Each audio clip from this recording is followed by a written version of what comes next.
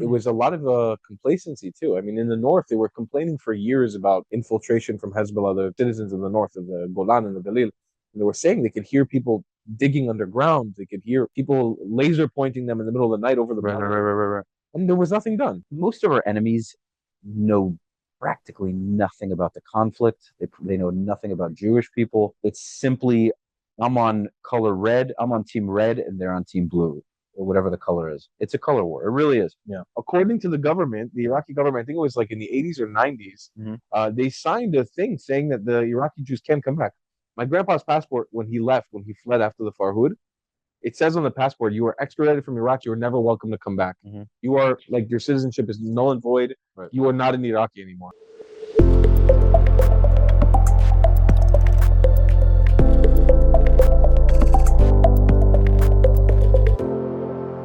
Welcome to another episode of the Soothing Semantics podcast. I am Newambo Abatumbe. Yeah, man. I'm from Lagos, Nigeria. Make sure to follow, subscribe, leave a comment, and of course, follow the Traveling Clat on his Instagram. Okay, so Why are you gay? I am not gay. You are gay. Why are you running?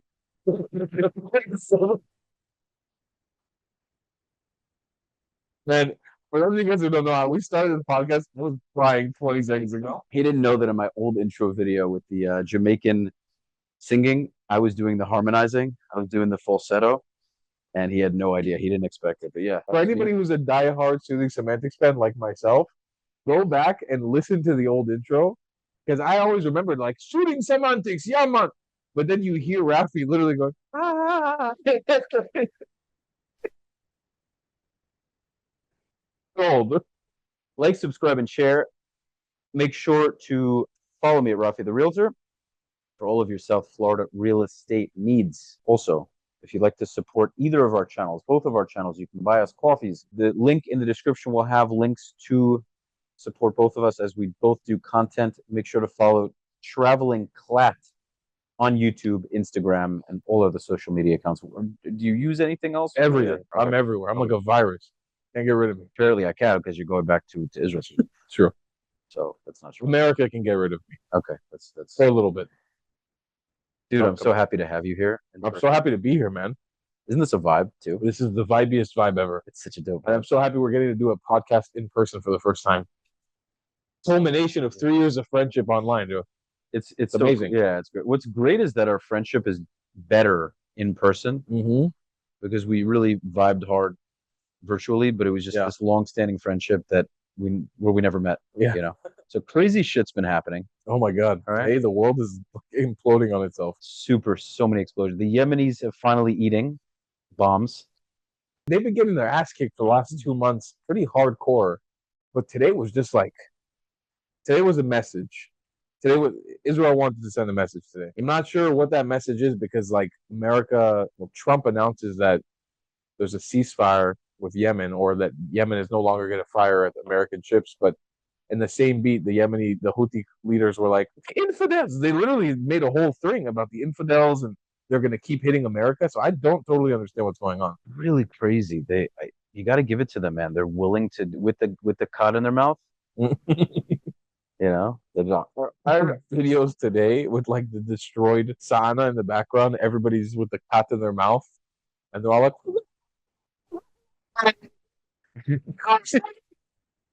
but you heard the fear in the guy's voice when he was yelling. You can tell he was nervous. Yeah. He's like, I really don't think I should be saying this, but I'm going to say it anyway. His voice started cracking as he was yelling. Yeah, that's not a good sign. But the thing is, they're surrounded by kids. They know they're like, I honestly think America and Israel are being a little bit more liberal with their rockets in Yemen. Like, they're being less precision-y than they were in Gaza. But like, they're surrounding themselves with children. I don't know if you saw that video I made today. It's like a little whole crowd of kids. It's all young kids. So I don't know how these Houthis are they're just stealing children, or this is part of their community. Whatever it is, it's messed up. Yeah. I want all these wars to end, but man, after the ballistic missile, seeing the airport get smashed like that, it felt really good. I'm not gonna lie. I think anyone on the pro-Israel side got pretty hard from that. Yeah, I mean, I think at a certain point we need to have our side dishing out more. Like we dish out a lot, but not enough. The problem with them is when their aggression goes unfettered and nobody's keeping them in check, they get an ego, and their ego's already very big. I mean, like I don't know if you agree with this, but like I talk about the fact that Arabism is supremacy a lot, and these Arabs, whether they're Yemeni or Egyptian or Syrian, they have a huge ego in the region. They believe they're the shit. They believe they're the best. They're the top dogs. They're stronger and smarter and more supreme than anybody else. And it's important to sometimes have the evil, disgusting Yahud drop them down a few pegs. Like, hey, listen, you wanted an international airport. Sorry. Oh, no more. You're not gonna have it. The flights are canceled. What are they gonna do? Are they gonna go on foot, camel? What's gonna be the mode of travel now, dude? Goat. Probably. It ain't gonna be fun. I'll tell you that much. Nope. Yeah, man. Listen, they tasted the hammer of the Hebes. The Americans too. Yeah, man. It's crazy. Yeah, man. Yeah, man. Yeah, man. Yeah, man. Yeah, man. Come on, yeah, man. Saudis leave it. We're cool with them for the time being. I don't even want to talk about Saudi Arabia anymore. Yeah. People are like, talk about the Gulf states. I'm like, no, I want to visit. I'm good. They don't want to say anything. They're honestly, by my book, I know there's a lot of stuff that goes on there that's not 100%. I'm like, I want to visit, so I'm gonna stop talking about them just outright. Yeah, you don't want them to arrest you as soon as you get in. Yeah, Yemen, there's no shot, so For sure. I would love to visit Yemen, honestly. sure. If they, Ideally, go get some jachnun from the stores. the semantic guy. Yeah, I don't have enough. I don't have enough of a following. They don't know who I am. But they're onto you. I don't know if in Yemen anybody is like developed enough to be onto me. You know who I just The video doesn't look real. Someone commented and goes, I literally thought that was Eretz Neda. I saw me And I did also. Yeah. I also did. I thought it was a spoof. I thought it was a parody. Yeah. And then I realized they were serious. I pissed off Luai Ahmed once with my, who Luai Ahmed Yeah, is, of course. right? Yeah. He's an amazing He's advocate. gay though, right? Yeah. I think so. Yeah. No, he's openly gay. Luai, I don't condone. I knew it was he. It's a joke.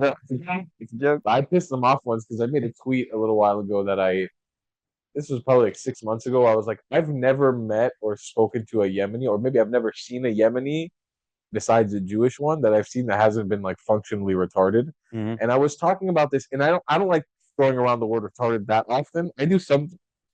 Do I have to blurt it out on Zoom? Oh, it's okay. On YouTube, it's kosher. It came back now. It came back.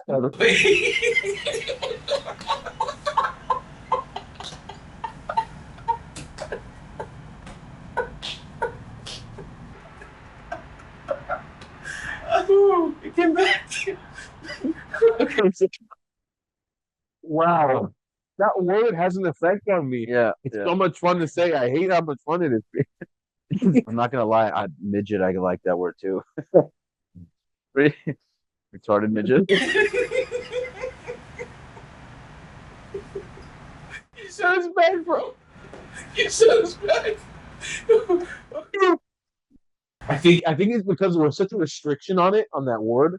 The last 10 years, as I was becoming an adult, I used to throw it around in middle school all the time as a kid. In high school, and I graduated, and it became like an unusable word. In my whole career, I could never say the word, but it's become okay again. Yeah. And I don't throw it around because I understand the insensitivity of being able to say. My grandmother taught it at school. Oh man. But listen, I honestly, I'm never gonna Like people are gonna be offended. I'm joking. Yeah, we're not. Come on. It's us. No, my grandmother. I think someone's coming across this podcast for the first. Oh my god. It's just rude to you. Oh, 5 minutes of me dying at the word. No, first of all, I happen to think that retard in a negative connotation are people that are not visibly on the spectrum, but very much retarded.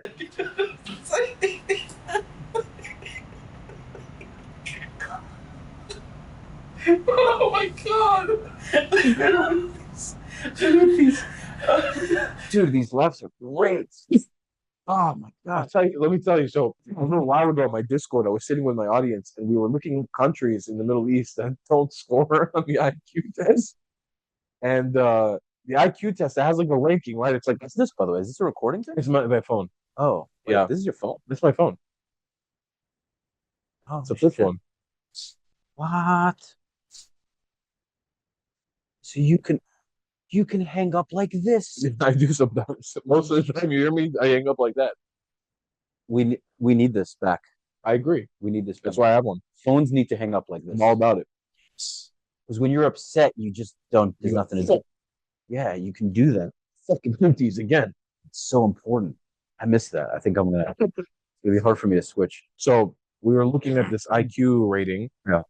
And some countries the average IQ is like 150, 120, whatever the highest is. And we were looking at what's the lowest. Average 120 is probably not. That's pretty high for an average.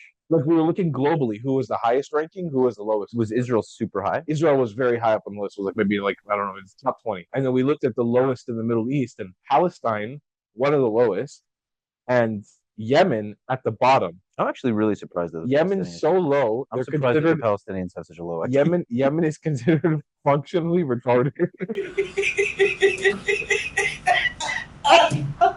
And I tweeted about this. I kind of pissed off Louis Ahmed. I had a nice, we're on fine terms. Like I spoke to him about it. I expressed what my belief was. Is that gonna be the tagline of my YouTube of my video? Are Yemenis retarded? So like a big guy with out of his mouth just like this. You know, these people doing analysis in the Middle East. A video. Bro, the Houthis are gonna put me on like a list. You're gonna put both of us on a list, you know? But yes, I'm consistently not shocked by the decisions made in Yemen towards the rest of the world, because when you cross-reference it with the IQ and you cross-reference, and this isn't to make a genetic comparison. These people are capable of greatness. Yeah. I say this about all the people in the Middle East. But when you look at the IQ of Yemen, you look at the IQ of Palestine, and you see how they behave, you're like, well, of course, you're functionally retarded. This is how you operate. Okay, but why do you think the IQs are low? Because I think if you raise somebody from those countries in a Western country, put them through amazing schools, they're pretty intelligent. Yeah, they excel. Right. Genetics play a role, most of it's environment. Yeah. So I think the leaders of these countries want to keep their people stupid and ignorant because they wield the power. In these countries, the leaders are always worried about being ousted, either by their people or another country.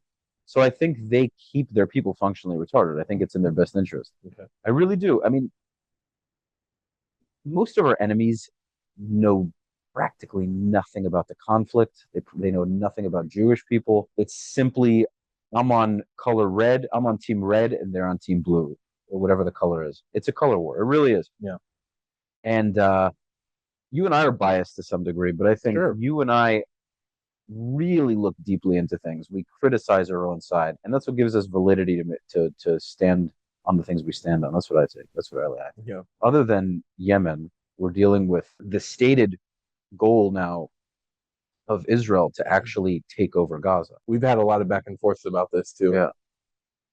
This is one of the most pivotal moments. I mean, probably in the history of the recent history of the state of Israel. It's going to really dictate the future of Israel. I think it's absolutely necessary. Valuetainment, Patrick but David, they made a post. PBD podcast made a post, and it showed Bibi Netanyahu making the statement, and I commented, "It's about time." And I didn't get many likes on the thing, but I'm saying some people I knew liked it or whatever. And I just put that there, and I said, "Hey, I've been saying this for years, and it's about damn time, because it's got to happen for the sake of both. It has to happen. It has to happen." I stand on that. A big personality in the sort of Israel advocacy space reached out to me today. She was asking me, she was like, what should what kind of rhetoric should I have when it comes to like the woke right, the woke left, messaging us or criticizing us about this has been Bibi's plan the entire time, and this has been a big conspiracy. Israel's wanted to take Gaza the entire time. I looked at it from this aspect. One, you got to really believe we are some evil motherfuckers if we premeditated all of this. And we sacrificed all these soldiers' lives, hostages that died, all the Palestinians that died. We sacrificed them just to take over the Gaza Strip again, which is neither strategic nor useful to Israel. Besides what, taking over Gaza? Yeah, we'll be fine without it. Like, we would have thrived without Gaza forever. Oh, that's if the Gazans wouldn't attack us. Correct. If the Gazans said, "We're happy with Gaza, you leave us alone, we'll leave you alone. If we both behave, we can maybe trade and visit each other, whatever." Yeah. No problem. I don't need Gaza because I want it because of the land. Strategically, the land doesn't do it much for you. No. There's some Jewish history there, No, which is nice. let me say it's on the beach and it definitely has value, and Israel can make a lot of money from it. For sure. But the reason Israel wants it is because the Gazans are not letting up. And the truth of the matter is once if we oust Hamas, another group will come. Yeah. They're not going to willingly agree to stop. They have to be given no choice. Yeah. And so we're taking it out of necessity. Now, were things premeditated? I do think so. I think Israel is very strategic and in certain events happening in order to put themselves in this position. I do think that they knew that the Palestinians would make certain decisions that would put them in a position. It's all a chess game. I don't look at it like that, actually. Okay. I see it as this is a series of mistakes because I think that Israel has not been as premeditated throughout this entire process. I do believe that October 7th, most of the administration, most of the IDF, most of the higher ups in intelligence were caught with their pants down. And I don't think this was a premeditated thing. I have a hard time. I want to believe what you're saying, but knowing how amazing the Israeli intelligence is, Shmona Matayim, 8200, Shabak. Let me tell you, man. I mean, I by no means can tell you I'm like high up in intelligence in the IDF or I even know these things at a deep level, but I've had a lot of conversations last year with people who are high up in the intelligence in the IDF. I can say pretty confidently now a big portion of why October 7th happened and why we've had these series of mess ups still today has been a serious toxic trait that Israelis have, which is this like this idea of I know better than everybody else. In the past, it was very much justified. 6-Day War, Independence War, like Yom Kippur War, everything gave them that backup to have that ego. But recently, we went through a pretty serious amount of time of kind of bliss. There wasn't any serious wars. There wasn't anything to fight, and so you had a bunch of old dogs at the top who were unwilling to learn new tricks, and they needed to learn new tricks, and they didn't take Hamas seriously. They undermined Hamas. But if they knew it was happening, it's hard for me to imagine that they didn't know. I don't think they did. So are the Israelis getting a bit of a taste of the Yemeni brain as it's seeping in? They did for a little while. Shipping the god from Yemen. IQ points were definitely dropping for a little while. I think it was a lot of complacency too. I mean, in the north, they were complaining for years about infiltration from Hezbollah, the citizens of the north of the Golan and the Galil. And they were saying they could hear people digging underground. They could hear people laser pointing them in the middle of the night over the mountain. Right. And there was nothing done. You know what? It was years nothing. Then you wonder why the pagers were ready to go for 10 years. Was it 10 years? I don't think it was 10 years. No, that's what I don't know. I think it recently came out that it was a very recent thing. Like it happened within the war. You know what the problem is, man? So much of this shit's speculative. And all we know, other than the things I saw in the army, it's just speculative. Yeah. It's very hard to know what is and what isn't. That's true. And the other truth is that throughout history, the victors get to tell the story. Yeah. So we only know any story in history is really told by whoever wins the wars.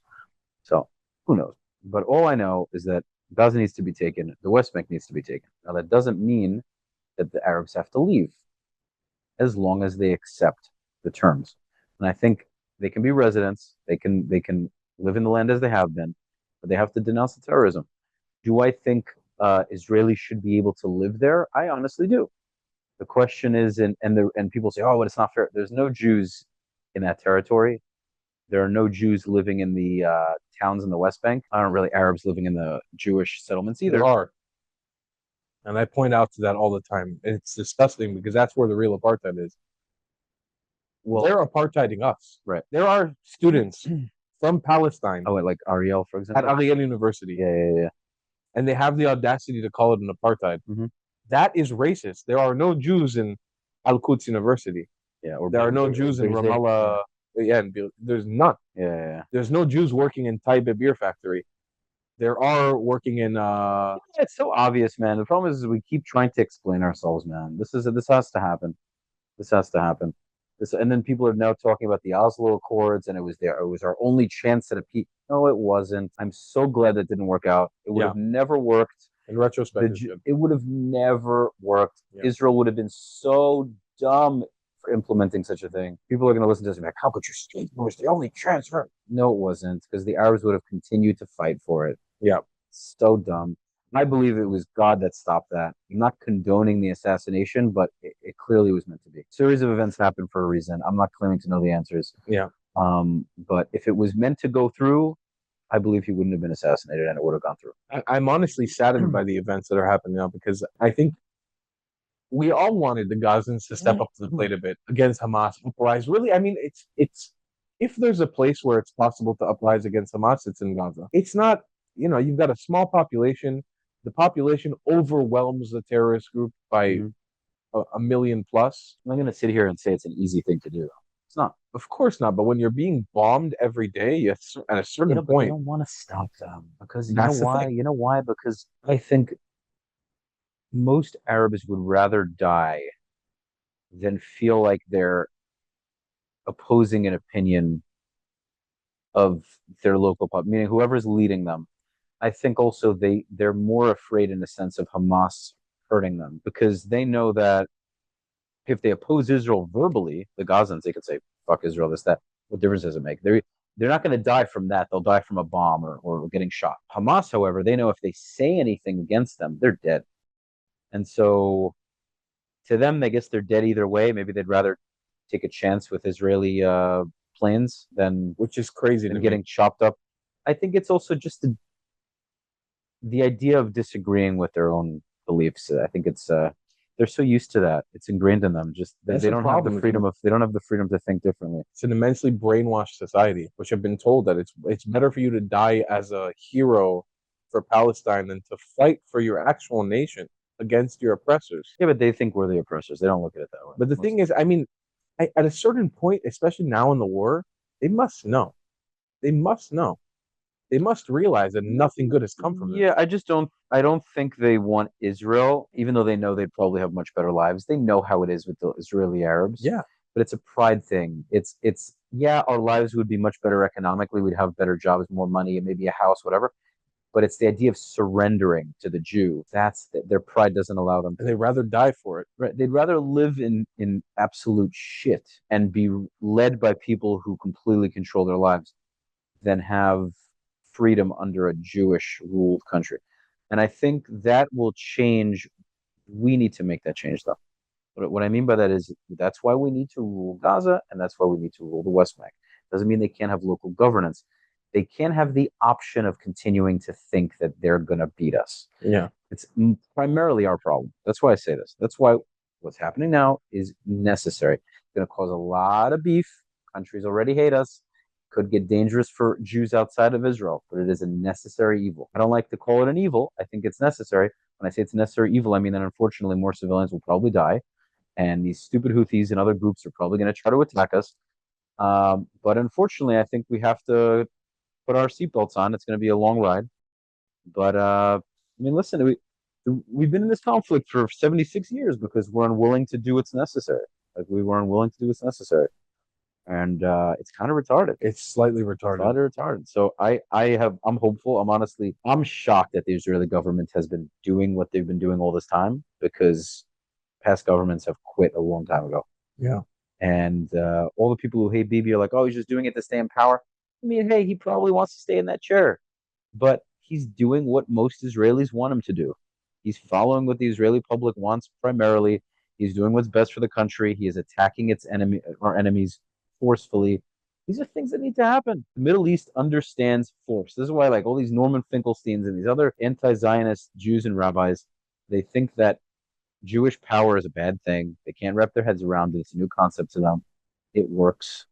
Does it cause strife? Does it cause people to hate us? Yes. I'd rather be alive and hated than dead. Absolutely.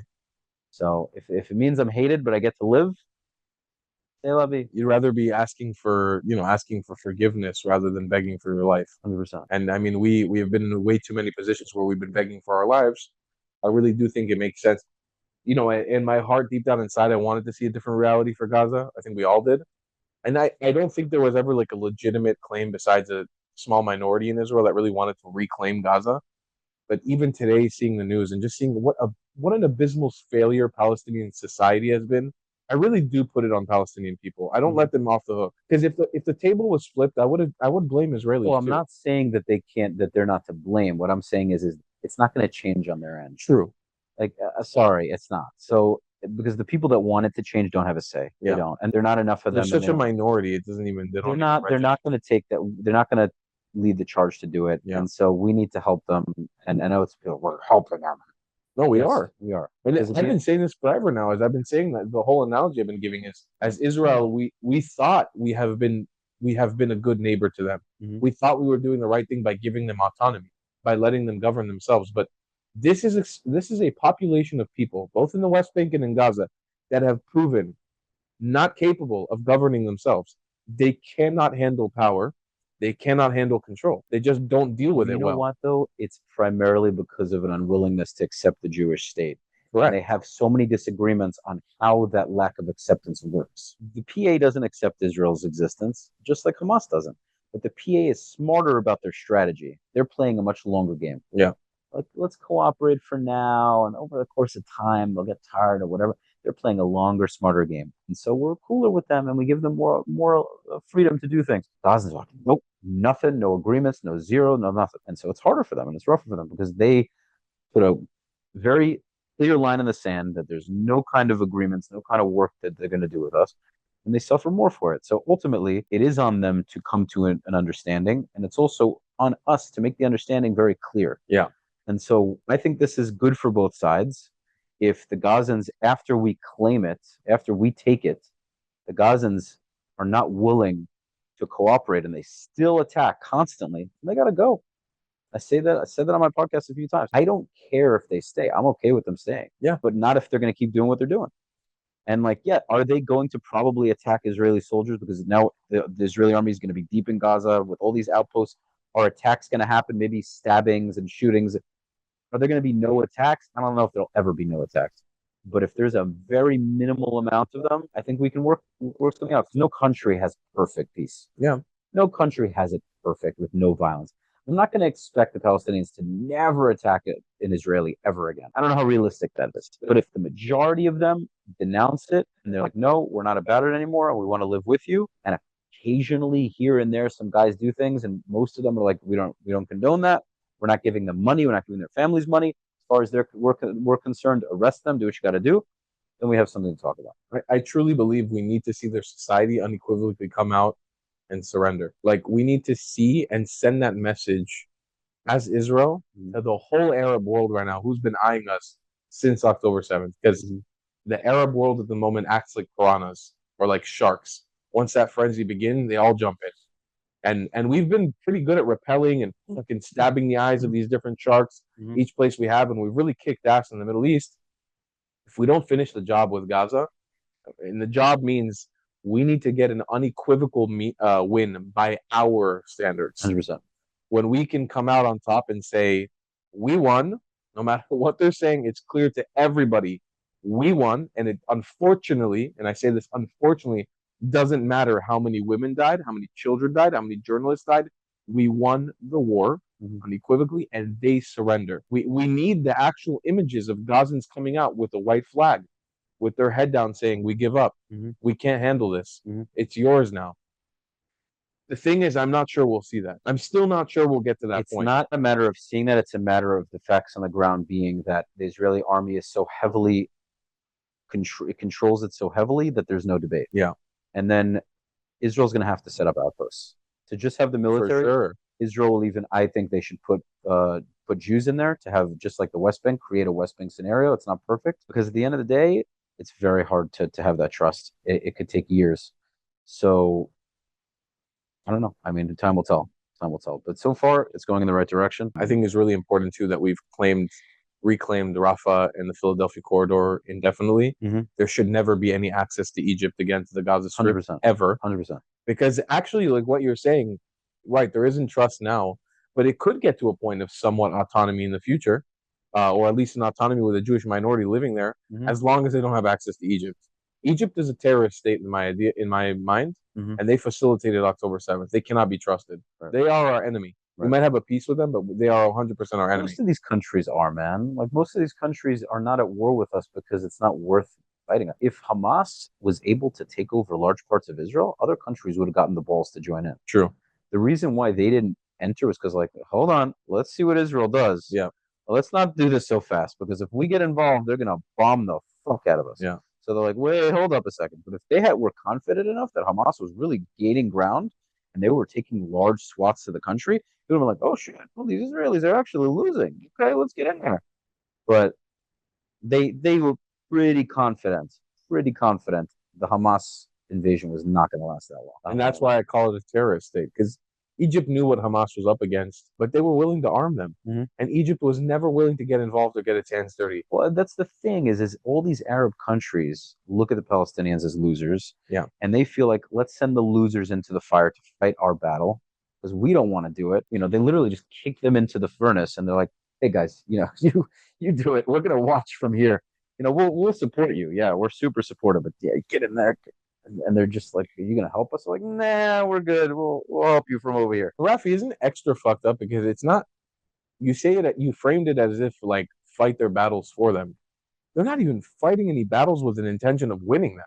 Like, let's say Jordan and Egypt, just our direct neighbors who have been like emboldening Palestinians from the West Bank and from Gaza. Mm-hmm. It's not like they've not been arming them to win a war against us.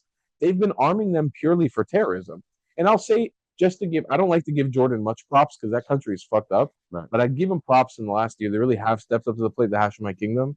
One with protecting us during the Iranian attack, mm-hmm. and multiple times they've shot down Houthi rocket fire. I mean, Egypt has also, but Egypt armed Hamas for October 7th, so I can't give them too much of a pass. Jordan's played a more passive part in actually protecting Israel mm-hmm. and being somewhat of an ally. But when you frame it as if like fighting the battles for them, in my opinion, they're not fighting battle. It's purely for terrorism. Right. It's just unadulterated Jew hatred, right. Which is, by the way, what you see on the streets of Cairo, on the streets of Amman. When you travel there, you see the population, 50-year truce, 50-year peace deal. A vast majority of those countries, the populace, the people on the ground, despise Jewish people. Yeah. Not only Jewish people, but they despise ethnic minorities. They despise Christians. They despise any minority in the Middle East that is not an Arab Muslim. Mm-hmm. So these governments, their leaders have failed them in the last 50 years completely. 100%. And now you're sitting in a situation where they're just emboldening terrorist groups to do terrorism, not even like fight any strategic battles. This October 7th has not helped Egypt in the slightest. If anything, it's weakened its standing. Right. Same goes for Jordan. Right. You now have Palestinian populations in both places that are super spiteful of both countries. So that's just another element. You've just made enemies on the inside now. That's very true. When you look at it, you're like, where was the logic in any of this? Right. And then you realize there wasn't much. Right? And then you look at the IQ charts and you say, maybe Yemen's behind it all. Yeah, right. So this leads into a good topic is you're seeing a lot of these prominent podcasters and content creators in America just going off on Israel and Jews. Yeah. What do you think? So you have Jake Shields, Myron from Fresh and Fit. You got Ian Carroll, even Theo Vaughn. Yeah. You got Ian Carroll. Who else you got? You even David got Candace Owens, Dan Bilzerian. I mean, you got lists of people, right? Then you have all these people that don't have big names, everyday Americans. The thing that happened with Barstool with what's his name, Dave Portnoy, that dude at his bar. What do you? And first of all, a quick thing with the bar, by the way, because I watched some video of Myron from the Fresh and Fit thing going off about how Dave Portnoy acted like a little kid and he should have just told this guy not to come back to the bar and that it's freedom of speech and he should be able to do it. And he said, if I as a Sudanese American owned a bar and someone said fuck the Sudanese, I'd be like, oh well, I have the last laugh. He's paying me. Think of any owner that came from a different country, has an identity as an ethnic, an Italian that owns a bar. You think an Italian that owns a bar, a proud Italian, somebody came in, either it was a bar or a club and had the sign that said "fuck Italians." You think they'd have an easy time? They'd get fucked up. Yeah. If it was a black-owned place, if it was most Lebanese, whatever it is, if you go into somebody's space and they're proud of their background and heritage, and you go out of your way to give them the finger, you in their own establishment, you take a sign and you have the nerve to do that. What, do you have freedom of speech? Sure, but you're surprised after you get that reaction from them. Also, if that's how Sudanese want to carry themselves, I'm not making a judgment. If that's what gives him pride to Myron, to have somebody walk into his establishment and say "fuck Sudanese," and he's content with that because he doesn't give a damn about his own. You carry yourself in that way. Because as Jewish people, I think we should be. Dave Portnoy, I think he went light by inviting him to Auschwitz to go 100%. See the Holocaust. I think he should have destroyed his life in that moment. Right. Because you actually see success in those moments. That's how you change the mind.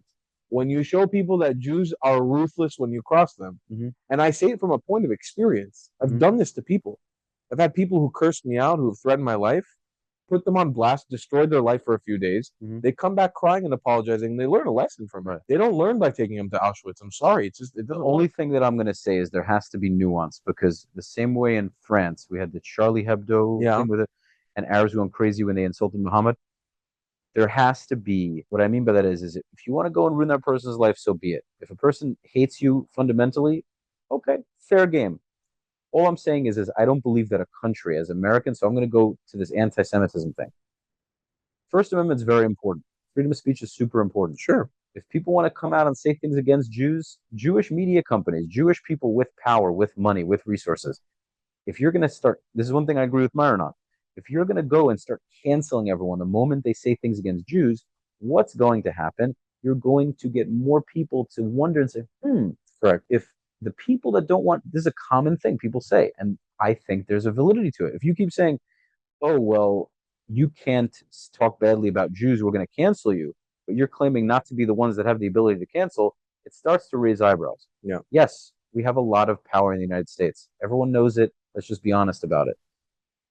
I'm fucking proud of it. I mean, like, someone's got to be the boss. Do I think we run the country? No. The WASPs don't run the country. The WASPs do. The white Anglo-Saxon Protestants do. And plenty of people have immense power in this country other than us. We just are a tiny population, and we have an enormous amount of wealth and power relative to our size. That's always been the case. People have to get over it. I love these content creators coming out now as if they're pioneers of these ideas, as if they weren't tropes since the beginning of time. They're like, did you know this? It's like, wait, this has been the same shit over and over forever since Christianity started. It's nothing new. So what are you going to do? They're going to band together with pitchforks. They're going to walk through the Jewish neighborhoods and just start attacking Jews. But just remember that the phone that you're using to record you attacking Jews with pitchforks wouldn't exist without us. The computer also, most of the medicine, the movies you watch, your fucking cherry tomatoes, bitch. Like the enormous amount of things you wouldn't live without us. But at the same time, they're going to try to attack us with it. Very funny. I will say, Rafi, I don't know if you've noticed this too. There's been two pivotal moments in like the podcast world recently. One, which was the Joe Rogan, Douglas Murray, and Dave Smith. Right. And then there was recently the whole H3, and I don't know if you saw that, Hassan Piker. Oh, he did great, dude. So the situation is, I disrespect Ethan Klein big time. I think he's a piece of shit. I think him and his wife. I don't know him like that. I've been watching them for years. I think they're terrible people. Okay. I mean, in the same podcast with Hassan, he was openly conveying that Israel is committing a genocide. Yes. He's a piece of garbage. I really think he's a real example of a self-hating Jew. Okay. And his wife, too. She served in the IDF, and she's like openly come out against Israel. It's disgusting. Yeah. It's really gross. But both Hassan Piker and Dave Smith are so fucking stupid. Like, they are literally so dumb. Even in defending against, well, Douglas Murray is amazing, but defending against Ethan Klein, which is no spokesperson of Israel, I think unequivocally both kind of lost those conversations. And you really are seeing like a slowdown in, I think, especially the woke right, got kind of slapped in the face in the last couple of weeks online. Like, I'm not seeing as many people emboldened to talk shit about Israel right now. I think that the trend has slowed down, at least on the woke right. The woke left is always gonna do that because that's their strength. Listen, I think in general people now feel emboldened to speak up, and I think it's very good. I think it's healthy that people are speaking up. I think if people should show their true colors. If people hate us, I want to know who hates me. Yeah, true. Especially if they're prominent figures. Oh, I want to know about it. True. So I know. I don't have any inherent hatred towards anybody. I don't wake up in the morning and hate somebody because they're Palestinian, because they're black, because they're this. No, I hate you if you hate me. Like, if you have a hatred towards me, then yeah, naturally I'm not going to like you. I still have empathy. I'll still sit down. I'll sit down with a neo-Nazi in this chair. Yeah. Now, granted, I'll make sure he doesn't have any weapons, and I probably would have a buddy that was carrying one if I had a straight-up skinhead that still was an active one. I don't know if I'd invite him into my house, but I'd take to him. You'd have a conversation with him and sit down with him, you know. And I would speak respectfully to him, very sternly and respectfully. But these conversations are important. And I think what we should allow these conversations to be had as long as we're willing to speak just as proudly against it. The problem is when these voices, I think Jews are so afraid of these voices coming out because we're afraid of how we're going to handle it. We're scared of, God forbid, another Nazi Germany. Valid points. Scared of another Farhud. Scared of other things, persecution, killing, murder, whatever. If we want Israel to exist, we want it to continue to exist, and the Jews in the diaspora are not willing to do their part of puffing up their chests and being proud, then you're making they're making the Israelis' jobs much harder. Yeah. Because if you're going to cower and you're going to hide, and I'm just scared to do that. I'm scared about this. You're saying everybody's going to, everyone has to have a voice. More people should definitely be outspoken about it. But if there's a pro-Palestinian protest, there should be a shit ton of Jews outside on the street. And I've been seeing that. I've been seeing that, and look how well it works. Yeah. In the Syrian community, there were a bunch of them that came to the Syrian community. The whole Syrian community came outside. It didn't work out well for them. Yeah. Pro-Palestinians were like, shit, we didn't expect this. Yeah. And they went going. They left. They were done. Like they were around for a bit, but the community came out. I really believe in this concept of being a mean Jew. Maybe the framing should be different for America, but I believe in it. It doesn't mean that we can't be hospitable, because I do think we should be way more open to people coming and meeting us. I think this Jewish fear that we have in the diaspora, especially amongst Ashkenazi groups, of assimilating, and that also means sometimes being a little standoffish and not allowing people into your community to meet you, to understand who you are. That also causes like when you go to a black community in America, they're like the most welcoming, the most open, the most friendly people. Even if it's a dangerous neighborhood, they will welcome you in open arms. Same with the Latino community. Yeah. There's different communities. Well, you know why? Because it's a fear thing. Yes, because as much as black people have been persecuted heavily, they're not physically afraid of other people for the most part. They're like, you want to fight? Let's throw down. We're shooting guns? Okay. This Jewish people have to grow up here. Not all of them, but like many parts of America, they're not used to any sort of violence. They've never experienced it. And it's very easy for people to misconstrue what I'm saying, but I think it's starting to become a little clearer now. You're less afraid of an outsider when you're less afraid of an outsider. Does that make sense? Yeah. I think you become a little more familiar with them, and also don't be as afraid of if something has to happen, then you deal with it. Like I'm going to sit here and say that I'm Rambo, a fifth degree black belt, but at the end of the day, if I got to throw down, I'm throwing down. Most people, they're petrified of the idea, and I think that's a big part of it. So yeah, having a little bit of the testiculars. You need them, yeah, especially in this day and age when there's so much hatred against Jews. But I also think that in the verbal fight too, we shouldn't be walking around with our heads down. Right. We shouldn't be ashamed to be Jewish. Like that's why we're always justifying. That's the biggest issue. It was defending. It was on for example, you have these debates, and I think Elon Levy's a good dude. I don't know him personally. I've never met him. But the way he conducts debates with Mehdi Hassan, for example, he says great things. He's a smart guy. He's very articulate. State things. Stop explaining things. State it. They don't, most of people that don't like Israel and don't like Jews do not really give a shit about justifications. I will, when I'm debating someone, I just had that guy Kareem on my podcast. The fact that I'm giving him any sort of platform is crazy, but he's well spoken. Well-spoken guy wants to spit things, down to have a conversation. Let's spit, man. He stated a lot of things were stated. You don't like them? I don't care. It's very simple. You're also welcome to debate it. If you don't like it, you're welcome to counteract. I just basically reiterated a few times. Israel's going to exist, whether you like it or not. It's going to exist whether anyone else likes it or not. And that is the end of the story. Like I made things very clear to him. And he was saying, the March of Return. I'm like, there's no March of Return. It was a violent march, and it wasn't you're not returning anywhere. I don't know where they think they're returning to. But I just shut these things down. He said, what kind of harm can rocks do? Huh? Do you not understand how these things work? I said, We're for the IQ test. It's crazy. He's not stupid. dumb. No. He definitely has a high level of intellect. Yeah. He does. And he says things that I accept don't sound good, but are true. There are things that we do as Jews that are not good things. Okay? We're not perfect people. Not by any stretch. When you have that high of a level of intelligence, you have two choices. You can either do the right thing or the wrong thing. A lot of Jews choose to do the wrong thing. It's very enticing. A lot of Jews are selling insane interest rates, usury. Big issue. It should stop. Is that a cause of anti-Semitism? Most definitely. I said it on camera before. I'm saying it again. Stop already. But they're not going to. Honestly, sadly, sometimes that I believe caused tremendous amounts of anti-Semitism in the past. Now, why do we get into industries like that? First of all, that weed is potent, dude. I feel like I'm getting high just by association, just by smelling it. Smoking that reefer probably right underneath us. Yeah. Maybe they're listening to the talk and they're And just smoking.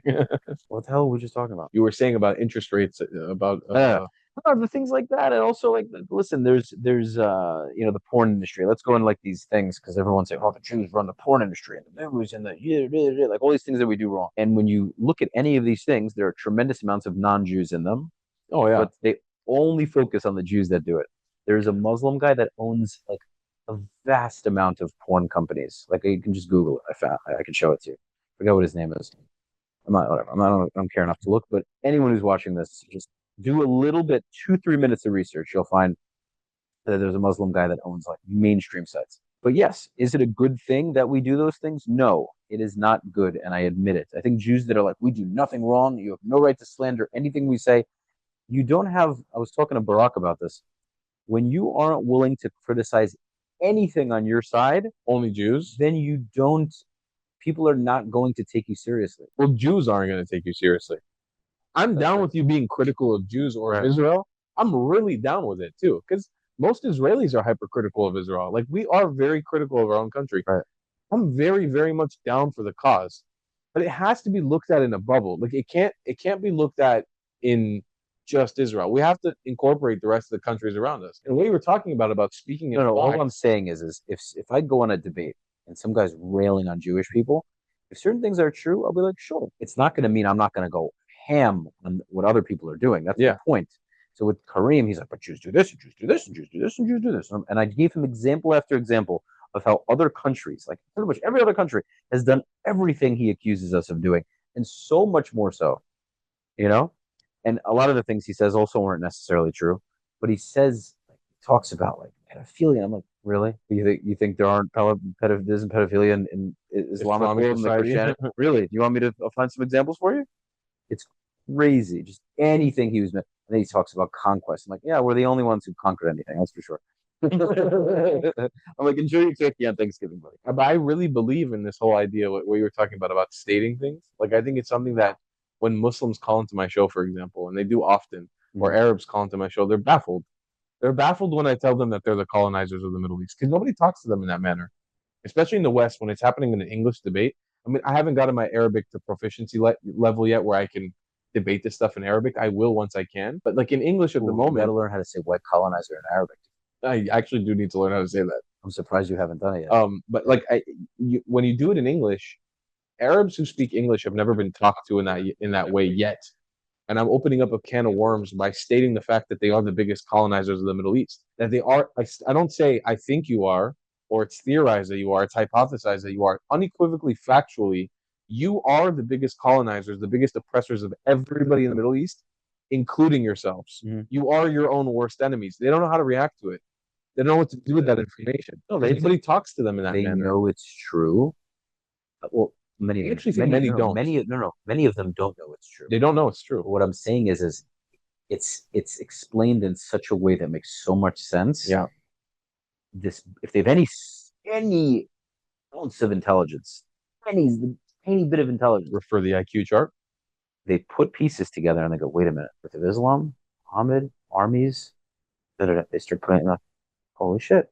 There were Amazighs, Phoenicians, Samaritans, Jews. Oh my God, there were other groups here. Why are they not there anymore? Was it us? Would it be us? It was us. Oh my God, it was us. Holy shit! You know what I'm saying? Would it have been us this whole time? We keep blaming everybody around us, but maybe it's us. Yeah. We keep massacring everyone. Crazy. Like, just look. I keep like now the example I keep bringing up is like just look at Syria. Just look at Syria since December. And I don't need to bring up examples from 20 years ago anymore. December, you got your new government. You got your uprising, the Islamic way. Right. No more Alawite president. It's a Muslim president, the way you want it. Who got massacred? Christians. Who got massacred? Alawites. Who got massacred? Druze. In an October 7th fashion. Mhm. Like, this is what you guys do. This is what you create. This is your reality. The thing is, you and I, unwilling. We're unwilling to live. We are unwilling to put up with it. And it drives them I fucking know, crazy. I know. It's I'm like, what? How come you don't want to live like this? You kidding me? Yes. Like, no, we refuse it. it's amazing when you have you know Sion Golan, the Temani Israeli singer, very Yes. prominent singer. Yeah.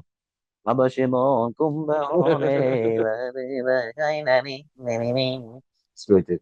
So Yemenis love him, and you'll have these comments from Yemenis going, "We love the Jews." I know they're singing when they write the comments. You know, like, "We love the Jews. We love the Jews. You should come back to visit and to live there." And the Timanim, the Israel, the Yemeni Jews are like, "Yeah, yeah, yeah. Yeah, we're You know, we're gonna have to Yemen. We'll never can't get on a plane because it's fucking destroyed. There's no plane left. They're ready to go back to Yemen. I made a joke, by the way. Matan Samin, Matan. I told him I was like, you have to do his talvut for us. Like you have to go undercover for us. I'm gonna shoot you from like a cannonball. Like, can you just imagine like throwing him in there? him specifically, yes. He just like lands on the sand with like one of these like fuck you for hating the Jews. Like, his t-shirts. Yeah. And he just goes, okay, you know. He has a cigarette and like a coffee. He loved it though. He loved it. He's such a Houthi man. The thing about Matan is he would be able to live with the Yemenis, but they have no alcohol. He's got to have. He would not be able to live with the Yemenis. Yeah, he's got to. He would become a leader. He would. Well, Absolutely. His IQ is 3 times. He would become a dictator. Matan, the way I know, he would become a dictator. He would become a dictator and a womanizer. He would have a harem of Yemenite. Like he would be there having them going like, bring me your finest. He might love it. He might come to love it. Well, he would love it. Yeah. He would In absolutely. Israel, in Israel, he's and only love to Matan. Matan knows I love it. Nah, dude, he's great. He's hilarious. That's great. Great. It's a lot of love. I mean, you're pretty much just complimenting him anyway. Yeah. Uh, His favorite kind of compliment. He knows it too. You wouldn't disagree. It's actually funny what you say because I see that like Arabs or these Islamists they choose when they miss real us. Quick, they're so surprised that the Jews that lived in their countries at a point are not down to come back. Like, you don't want to live with us again? It's like, really, dude? Dude, it's Hassan Piker said on the podcast with Ethan with H3. He was like, the Iraqi Jews have been able to go back to Iraq for years now. They're okay. And actually, he's right. According to the government, the Iraqi government, I think it was like in the 80s or 90s, they signed a thing saying that the Iraqi Jews can come back. My grandpa's passport, when he fled after the Farhud, it says on the passport, you are extradited from Iraq. You are never welcome to come back. You are like your citizenship is null and void. Right. You are not an Iraqi anymore. So like now, generationally, technically, I could potentially apply for a visa, get an Iraqi passport, and move back to live in Iraq. It could potentially, I could. But I look at the oppression of the Mandeans, of the Yazidis, of the Assyrians in Iraq today, the Christians in Iraq today, and I'm like, I'll see in a comment, section of a video of Dawood and Saeed al-Kuwaiti, the huge singers from the 30s in Iraq who were Jews who fled to Israel. And I'll see in the comments, this was the golden age of Iraq, and the Jews should come back, and we miss the Jews and we miss the Yehudis, but you guys treat everyone like shit. Why the fuck would we come back? Yeah. And I'm not saying that life is good in Israel because life is hard. Yeah. Life is hard. Like my Iraqi family never stepped the ladder up. Yeah. And a lot of Mizrahi Jews never stepped the ladder up. I'm saying a lot of Jews, period, didn't step the ladder. It's Ashkenazi Jews, Ethiopian Jews, sure. Everyone didn't step the ladder. First of all, there's things that need to be fixed in the Israeli economy. Yeah. 100%. It's still too socialist in many ways. And also we have constant wars and constant conflicts. That's why we need to continue to do what we're doing and God willing, just stop with these crazy conflicts. All these countries can move on and do trade together. But my point was to live under you again, after what you did to my grandpa and grandma, I'll never forget it. I mean, I've been recording videos of my grandpa before he passed away for my whole life, my whole child, adolescence and adult life that I got to have my grandpa in my life. I recorded videos of him remembering what they did to them on that night and after, and how they treated them and the rhetoric of after the Farhud, how they felt. I'll never put myself in a position where I'd live under that ever, Mm-hmm. ever again. You'll have to fundamentally change your society. You'll not be able to be an Islamist society anymore. Mm-hmm. You'll have to change, and that's never going to happen. I mean, would Jews from Iraq live or have homes in Iraq if the country had tremendous economic opportunity? Probably, If Baghdad became this incredible economic hub like Dubai and like other Dubai, places, probably, yeah. if Jews really could make wealth there, some Israelis would probably live And there. tolerant. The idea is tolerant. You have to be tolerant of other Yeah, religions. no, listen, there are Israelis that live in Dubai right now. Yeah. There are Israelis that live in these countries. Jews have been living in the UAE for years. Yeah. There's been a Chabad there for like 20 years. It would happen the same way. If Yemen was like, we love Jews, and you can buy a mansion for $2, you get Israelis buying up houses all day. Brother, they don't even need to love Jews. Fuck it, I don't need their love. Right. Because it's fake love, and I don't need it. Right. In the UAE, it's not like they were standing on the rooftop saying, we love Jews, Jews come live here. But they tolerated. Right. They said halas to the violence. Same with Bahrain. Right. I mean, Bahrain has had this small Jewish community, but it's been thriving for many years now, for like 100+ years. So it's not like the Iraqis need to do this radical shift of, we love Jews, Jews come home. It just needs to be, we're not going to persecute you. Right. But they can't do that. They can't even do that. The baseline is just don't kill and don't persecute these minorities that you did 77 years ago, that you just couldn't stop yourself because it felt so good to translate Mein Kampf into Arabic and make a Hitler youth group on the streets of Baghdad. What's your response? This is a good question. What's your response to all of these people that love the biggest comment on videos now is 109 countries. Yeah, I love that one. All right. So what's your response to that? Right now, I'm an anti-Semite. I hate Jews. Well, you kicked out of 109 countries, and they said now it's with what's that country? People are joking that it's 110 now. What's that Muslim country? That vacation spot that in the Maldives. What's your response? Well, the Maldives specifically, no, the Maldives. There's never a Jewish community there. Right. Okay, but either way. But first of all, these 109 countries, one of which are unsubstantiated, there are no 109 countries. My response is, and again, I don't do the Hasbara shtick. I'm not going to start explaining to you why they were. No, you're a bitch. Okay, Jews were there before you. Have some respect. In those 109 countries where Jews were kicked out of, you came after the Jews. Then you oppressed them. You colonized the Jews. You know, Jews were living in Europe before Europe was Christian. Jews were living with Europeans as Jews when Europeans were still polytheists. That's how long Jews have been in Europe. And in the Middle East, all over, as Jews. So you're teaching me something new. I didn't even know that. Jews were living, I mean, you know, the Bnei Quraysh, the Benu Nadir, they were living there before Muhammad was born. That's for sure. No, in those countries, 100%. The Jews of Arabia, and we as Jews don't even talk about them. We don't honor them. Safiya, the 10th wife of Muhammad, she was a Jew. Right. She was a Jewish Jew. The whole family was executed. She was Jewish.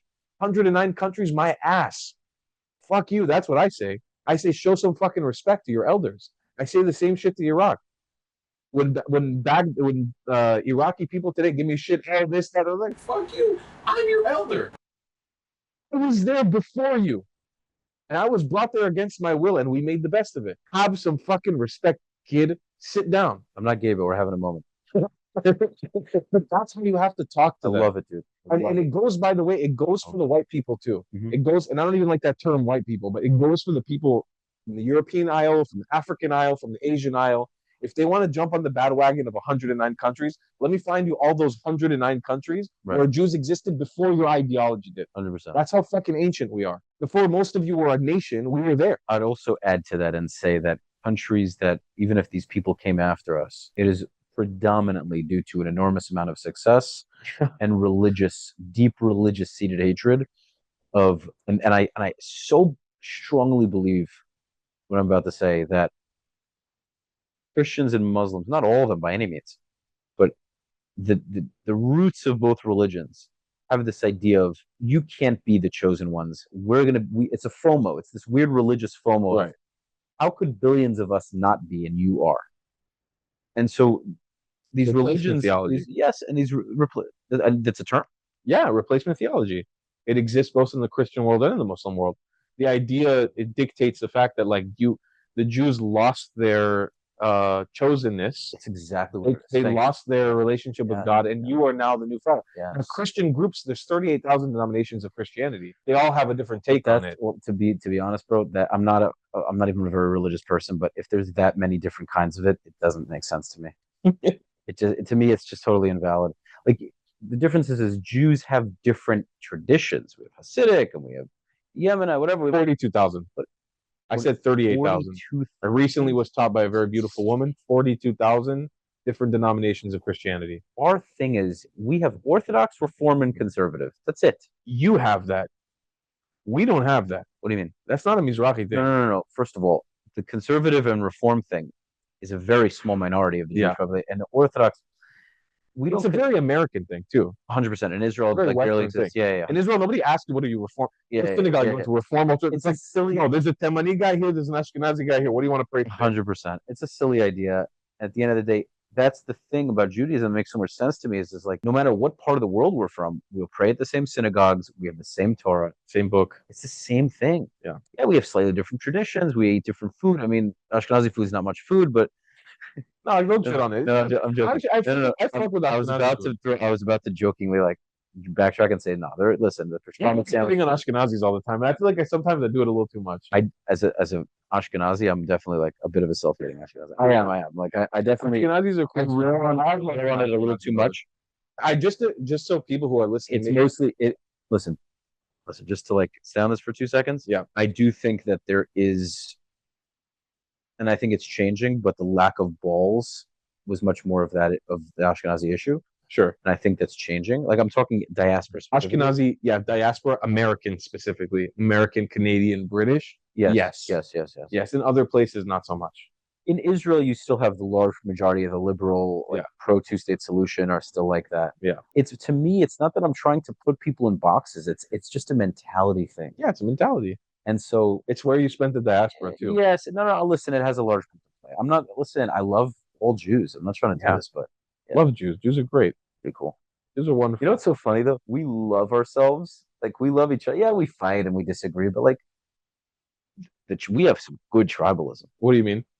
Tribal, like we love our tribe. Yeah, we do. We fight for it. Everybody hates us, but we love each other. It's so much that like if other people hate us so much, it would make sense for us to hate each other so much, wouldn't it? I'm so eternally fascinated by our group. It's so wonderful to be a part of it. It's pretty cool. I think the diversity of it is what turns me on so much because like when I think about, I'm a world traveler, I've been in 70 countries. When I think about like my experience traveling the world, even if I wanted to put it into like a metaphysical sense, I could travel within the Jewish community and still get that. Like I could live in Israel my whole life or only travel amongst Jewish people and still get this like global experience because of how our story is stretched around the globe. And it's not something you can really get everywhere else. I mean, like there's Christian communities and Muslim communities all over the world, but it's not the same of how. No, because the Christians and Muslims don't see themselves as a people. It's not a unified family. With a Jew, it's insane how I've been to Jewish communities in Japan, South America, and this, but it's all like, dude, your family has no connection to where my family's ancestors are from. Well, it does way, way back. Right. But like you are completely, in my view, blood related to me. Absolutely. Like if I see you at an airport and I know you're a Jew, you're 100% related to me. Yeah. I look at you as blood related brother, 100% genetically related. That's how I see you. Yeah. When I see an Ethiopian Jew, I don't care if he's the blackest looking person. To me, even though I have very light skin, I tan pretty well, but but compared to him, I don't look at it at all that way. Yeah. I'm Jew, he's Jew. Or Jew. That's it. It's so simple. Yeah. When other groups don't have that, and so it's a large. Other groups have the exact opposite. They have the opposite too. Or they other each other based on that. 100%. And I'm not saying we're perfect with that, by the way. We're not perfect with that. Mizrahi Jews are some of the most racist Jews there are. But first, it's changing in Israel today. It's way different in Israel than it was for sure. Years ago. It was very bad in the beginning. It was very bad at the beginning because it's like you're bringing the whole family back together. There's gonna be a lot of disagreements. 100%. Listen, that's why I love when people who are super anti-Israel, they go on what happened with the different Jewish groups and they were super racist. It's like you take Jews from different parts of the world with incredibly different viewpoints. They have different ways of living. And you expect them to just sing Kumbaya as soon as they meet each other? And in the most high stakes, stressful possible scenarios. this group hates us, and we have no idea who we are yet. Like, wait, you eat this, you dress like that, you like that music, you do. Hold on a second, we're not friends yet. Yeah. You know, it's crazy. Like imagine these Jews from Poland and Germany who never even experienced anybody from the Eastern world coming together with Jews from Iran and Iraq and Lebanon in the desert in a very hostile place, and they just left extremely hostile place. They're all traumatized, or they all lost everything. Now they're just told like, hey, by the way, that's your brother and cousin.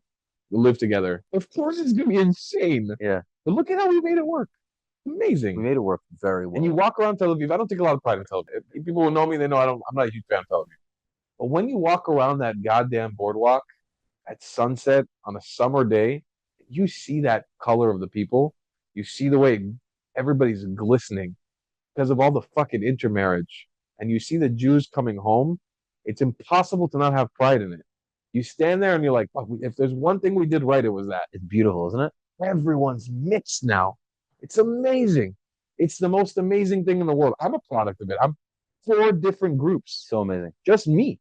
So amazing. Four different groups And of God people. willing, in the future, it'll be completely like that. Yeah. As much as it can be. And then anyone who tries to make these claims just won't be able to make them anymore. And I said this when we were chilling in my apartment the other day. I said, there is a very clear Israeli look. And that is a product of just tons of everyone's just marrying each other. Yeah. You know, and it's a beautiful thing. It really is amazing. And I by the way, I think already, I mean, today, more than 70% of Israeli population is people of color, whatever the fuck that means. I hate that term, but whatever that means in a Western sense. But they still find a way to undermine us. Mm-hmm. And I think even in the future, when it'll be 90% people of color, which it will be, just going on the rate of how it's going now, they'll still find a way to call it a colonial state. Right. They'll just change the parameters of what a colonizer is. I mean, I am a white colonizer. I was just coming up your elevator now in your apartment, and somebody complimented me on the shirt. Oh, really? Yeah, she said, "Hey, nice jacket." I was like, "That's yeah." Wait, was it the same woman in the elevator or someone? No, it was like a blonde, presumably like a light skinned Jewish girl. Oh, nice, nice. But the reality is, the ones who have I love that, Carl. It's great branding, Phenomenal. But the thing is, there's such an element of truth. A lot of people thought they saved. Oh yeah, people love this, especially when I wear the hat. The hat's I think a little better looking than the shirt, but like I take so much pride in it because this is what started this advocacy journey for me. Like on October 7th, it was. By the way, I didn't pay enough attention to it. It's beautiful. It's phenomenal. It's phenomenal. I'm excited to go to New York and wear it. I'm scared but excited. Bro, it's beautiful. All of this. Yeah. It's just it's such a middle finger. It's so good. Because that's what people were slinging that to me on October 7th. It was from the first day. It never stopped. I remember there's actually, I don't want to say exactly who she was and what, somebody that I had an experience with. I'm still on this. Okay, yeah. And she was from South Sudan. And she unironically, somebody that knows me well, shared like deep moments with me. Shared with me or called me unironically called me a white colonizer. Mm-hmm. Somebody from South Sudan. She knew my story. She knew my family's story. I was shocked. And that really was, I remember where I was sitting when it happened too. And I remember looking at my phone. We're texting back and forth about the conflict and all this stuff. And it's really happening. Like people are discounting my family story as a white colonizer story. Gotta own it. Gotta go for it. Like that's where the whole concept of that series started, the white colonizer series, because I knew Israelis are the perfect group to take such a ridiculous statement and turn it into even more ridiculousness. Mm-hmm. Like that series is the most ridiculous series on the internet. It's not even really that funny sometimes. Like sometimes you hear their life story and I ask them, "Are you a white colonizer?" And they look at me in the end, they're like, "What? Yeah. Why the fuck would you ask me that? Yeah. What do you mean? What angle are you coming from?" Yeah. But there's so much pride that comes with owning this title now. And I don't, some people are turned off by it. They're like, "You're saying it too much." I'm like, no. I'm gonna take shit to the grave. Yeah. Because fuck it. You want to label me? Let's put the whole thing on its head. What the fuck's a white colonizer now? If I'm a white colonizer, then who else is a white colonizer? Can a black person be a white colonizer? Can somebody from Ethiopia be a white colonizer? Oh, they can? So what the hell does a white colonizer mean? What are the Arab colonizers? Do they exist? And nobody has answers to these questions. When you hit them with it, they don't come up with anything. You picked up that cup at a perfect time. Dude, phenomenal. Is there anything else you want to cover? No, I'm content. This was a magical podcast. Dude. And it's This is our best one yet. without a doubt. Well, it's in person. Good to do it in person. It's in person. We got Next one in Israel. God willing. God willing. Next one in Israel. For sure. I'm down. We'll do a cool one. Super down. Ladies and gentlemen, boys and girls, people of all ages, white colonizers, brown colonizers, we have completed this episode of the Soothing Semantics podcast with the Mr. Clad in the Hat, the white colonizer himself. Thank you for watching. Thank you for making it this far. As always, please subscribe, smash the like button, leave your comments. Please leave your comments on this. We await your feedback. Follow me at Rafi the Realtor and the Soothing Semantics Instagram pages. Real estate, South Florida. Hit me up. Follow Tal on all of his platforms at the Traveling Clat. Traveling Clat. T's. 2 T's, 1 L in traveling. And of course, last thing we'll finish off with is we're making our content largely. He does pretty much all pro-Israel content now, but I do a large amount of it. The majority of my content is focused on that, and it would mean the world to us if you would show support. We have Buy Me Coffee links. He has Patreon as well to see his content that is not on his page. That he has different tiers. That bonus colonizer content, stuff you don't get to see on the front page. You got to come behind the scenes. Patreon, Buy Me a Coffee, PayPal, all the good stuff. It'll be in the description below. Another episode of Soothing Semantics in the bag. See you next time.